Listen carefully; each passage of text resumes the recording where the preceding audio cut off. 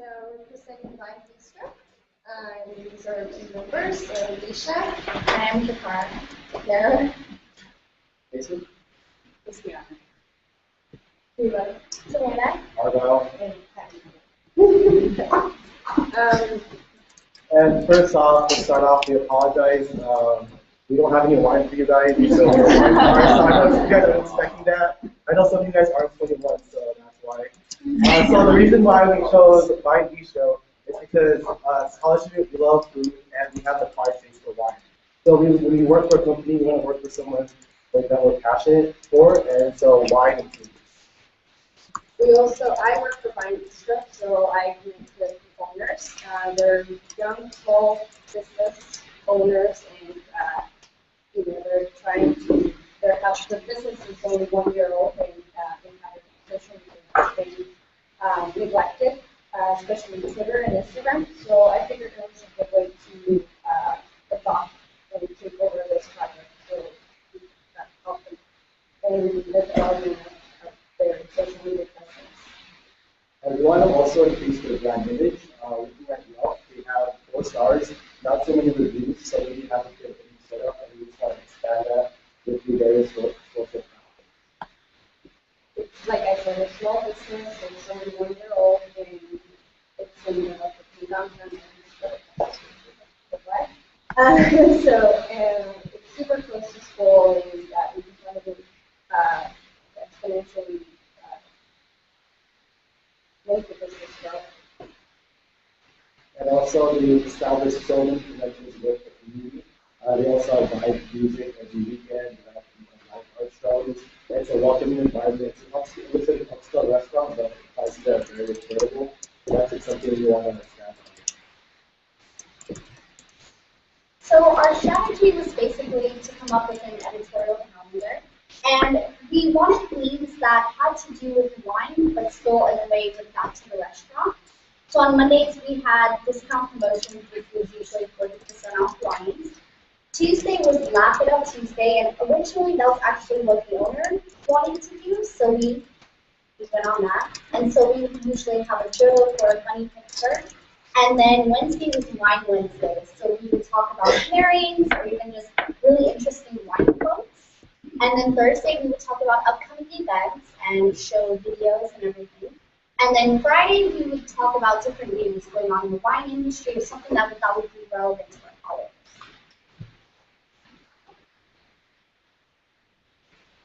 So great food, great wine, and great friends. Okay, excellent. So actually that tagline is something that we have actually thought about a few weeks ago. We started promoting great food, great wine, great friends. And basically that incorporates everything that is Vyne Bistro. You go have a drink with your friends, you go after work, and it was basically just a way to engage with the customer base that was already growing with Vyne via their social media or on Yelp, as we already mentioned. Something that we wanted to do when we started working with Vyne and the social media was starting to promote consistent content. They were posting things, but sometimes they wouldn't post enough, or they would post all the time. So what we wanted to do was incorporate something consistent once a day, adding pictures, using different terms that would grab people in, and not just promoting the food and the wine, but also things that are incorporated in Vyne, such as the music. They would have jazz on Thursday nights, or the art. They hang local artists' artwork up in the restaurant, so promoting that, as well as the community surrounding us. Our audience is mainly females. We have a 58% of our friends on Facebook are females from 18 to 64. So we try to focus on creating content targeted to that audience. We found posts that are relevant to women, such as cartoons that are funny, and articles that are appealing, like powerful women in the wine industry. We just try to find that content to show on Facebook. So Alicia and I, we worked on the Twitter page, and they originally had a Twitter, but we just wanted to grow that. So we would research local wine lovers, local wine companies, all kinds of things, to find out what they were tweeting about and what they were interested in. And from that, we were able to create our content, and we were able to tweet about different things that would grow interest. And we also interacted with followers, so we would retweet them. If they were having an event, we would tweet about their event. And from doing so, they would tweet about our event that was coming up, or we would get more followers, we would just reply to them, and we would get replies back. And so it was just really cool. So also going along that, just like Facebook, originally, we found pictures online that had to do with like wine sections and stuff like that, but then we switched it up and we decided to use original photos. So Christiana or someone else would be going there, taking pictures, and we would post it on Twitter with a watermark logo saying #Bistro with their logo. Alongside that, with wine, there are wine bars in downtown San Jose. However, we have events. We have jazz, we have artwork. They are constantly looking for new artists, which get downtown San Jose totally awesome and happy. So we definitely use the hashtag like downtown San Jose and Vyne Bistro San Jose, so we have consistent tweets, so people will go and they'll check out an event, and come and drink some wine. So yeah. So for Instagram, we want to focus on 3 strategies. The first one is broaden the audience. We started following local bars, local clubs, event planners, event coordinators, any like events going on in San Jose. We started following them. They can follow us eventually. We want to implement new context. So like what they said earlier, take better pictures or pictures with actual meaning about the bar itself instead of just themselves, a glass of wine. Also with the captions with the picture, actually put meaning to it and then promote the special ability they have throughout the whole week, like the 40% wine promotion and any upcoming events, as well as using hashtags. They never used hashtags before, and so we showed it to them with linking businesses together. And then so once they realized what hashtag was, they just basically took it off and the hashtag. And also engage with new followers, so people who hashtag Vyne Bistro SJ would like their pictures, comment their pictures, and from there, and also follow them too as well. So these are some of our most popular posts via Facebook, Twitter, and Instagram. So we'll give you guys a closer look. This was one of our most popular posts for Facebook. As Pam mentioned earlier, our audience consists mainly of women. Our majority of our audience is women. So when we posted this about International Women's Day, it had a lot of likes, 17 likes, and there was a lot more engagement versus our other posts that were just about wine or anything else. But this got a lot of traffic, and so because we were targeting our audience, and it was in the month of March, which is Women's History Month. This is one of our most popular posts for Instagram. It was for Wine Wednesday. That was our wine of the week. I can't pronounce the name, otherwise I would. Anfeld.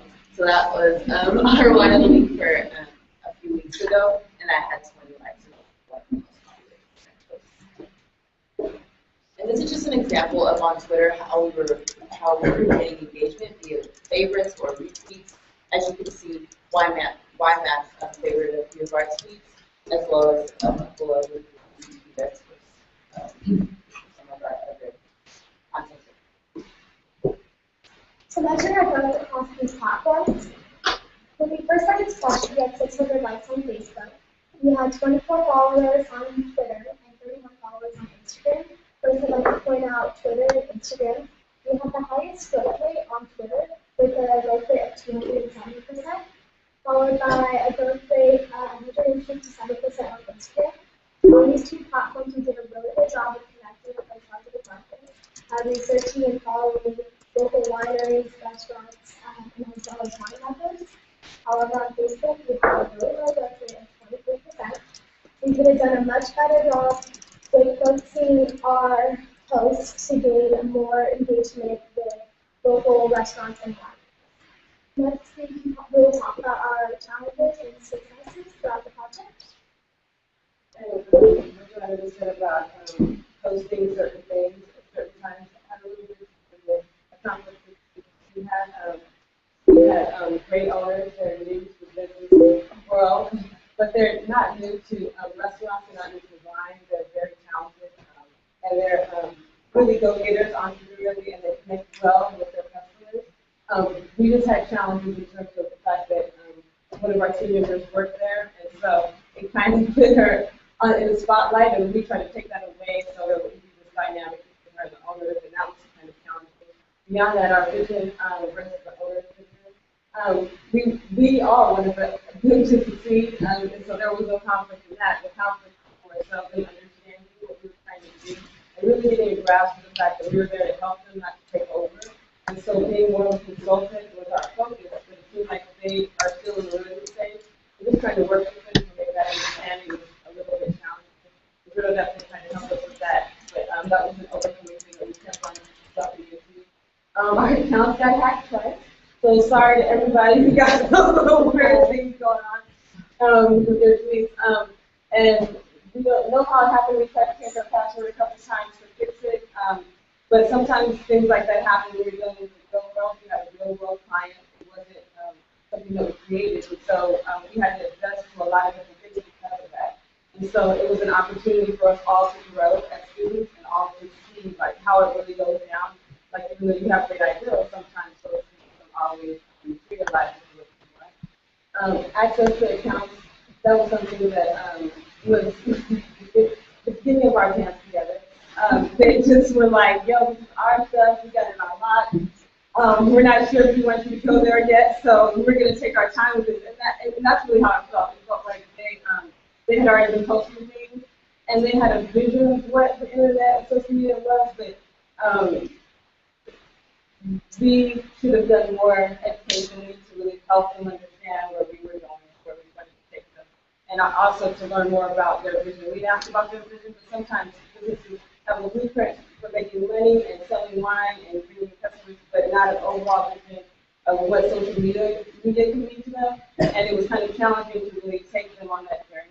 And so we just kind of fell in, get in where you can fit in kind of thing. We just kind of fit in to our little box and try to help as much as we can. But we have some great visuals, we have some great content. But yeah, that was one of our challenges, and the content overload. Argyle had a little bit of Instagram issues where they would post like 5-minute posts on Instagram, but nobody would do the best, and just trying to like pare that down was a little challenging. But all those are opportunities for us to grow as consultants when we're dealing with a real business and to give them education about what's going on. Some of the successes that we've had on the project were the original photos that we used, especially Christina showing up to the Vyne all the time, and just moving things around to get the right lighting and getting original pictures. I think that helped us relate to our customer better because, or our client better because they got to know us and got to realize that we're in it for them and we're trying to help them. And obviously the growth of our Twitter and Instagram was a success. And, the consistent content, we had content going all the time, and it was kind of a struggle with the company because they would post and we would post, and we had a certain content calendar that we were trying to stick to. But we tried to stick to that as much as we could. And then at first they didn't want to connect with local businesses and wineries because it was about them and they're in it to make money. But we eventually were able to make them realize that by connecting to these local businesses and wineries that they could expand their reach and grow their customer base even more. Well, I'm not too bad. So our overall experience with the whole Vyne Bistro company was a big roller coaster ride. Like we had several ups and downs. We started the group like so happy, excited with a passion, the vision, like this is what we're gonna do. The business and strive and like be perfect. But then after our first meeting with them, we asked what their vision was. We didn't really have a vision in mind. We're like, we just want to expand and stuff grow. And like, perfect, we can help you do that. So we started posting some stuff, and then basically we don't like that. Oh, we like this, but we don't like that. And like, where do you want us to go with that direction? And like, we don't know. We just want to grow and let people stay the same stable image. And then so like the group, like we were frustrated, like we don't know like, what we want, what we need specific. So there was at one point, like I remember, like right before Speedy Break, like we were looking for other businesses to like represent because Vyne Bistro has been so difficult. But like I'm proud of like our team that we actually stuck with it and like we feel like other ideas. So overall, what happened is that we buckled down, we organized our constant calendar, we had everything going out every single day for 2 weeks, and we had options and aid consumed so that the owners can accommodate what they like and what they don't like. So we learned a huge lesson that when we work with businesses, and if they don't like what you're putting out there, we need to have options, and plans A through Z, and we all help each other out every single week. We would call Luciana, Joanna, Mason, by my side, like everyone was working together as a team. So Vyne Bistro was a overall success, and they have already started using similar tactics that we input